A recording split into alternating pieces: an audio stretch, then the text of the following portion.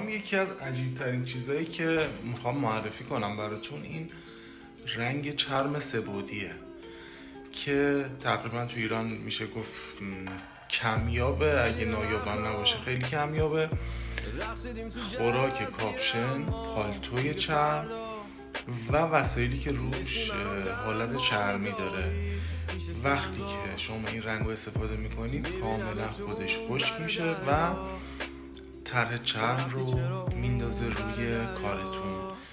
عملکردش هم الان توی ویدیو ادامهش رو میبینیم با هم دیگه. حالا شدی موجه به این درد، مشکلات و جرأت دارم مثل تو، نه پشتت نمیگم. مهم نیست که رد بدی یا نه، بگی مثل بچگیامم.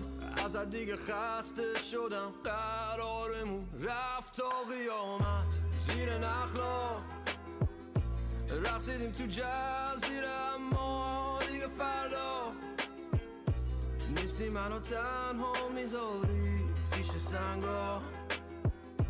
میبینم تو اون ور دریا،